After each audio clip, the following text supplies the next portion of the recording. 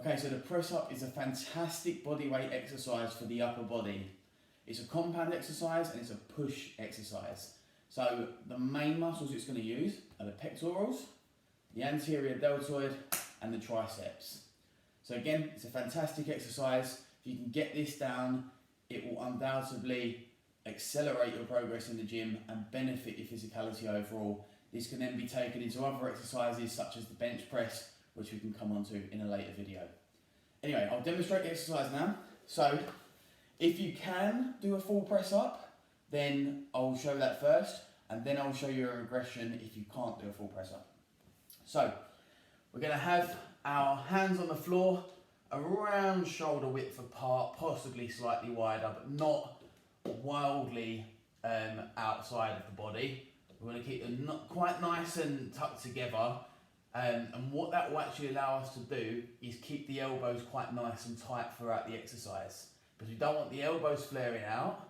And sometimes if we position the hands too far apart, the elbows naturally go out anyway. So we're going to keep them around shoulder width apart, okay? Neutral spine throughout, okay? So the core's going to be slightly engaged. We're going to take our legs back. So you can see there I'm in virtually a straight line there.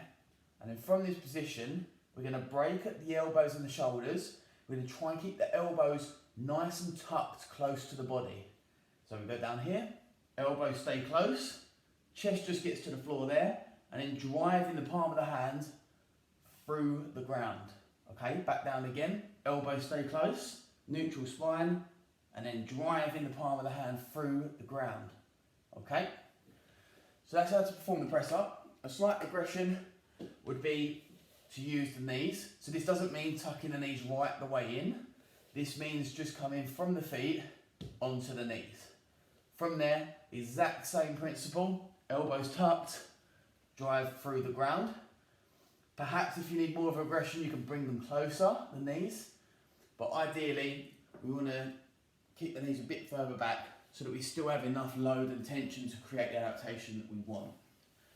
So the press up is a great staple for any workout routine, and the regression and progression allows it to be introduced and ingrained into any kind of workout program.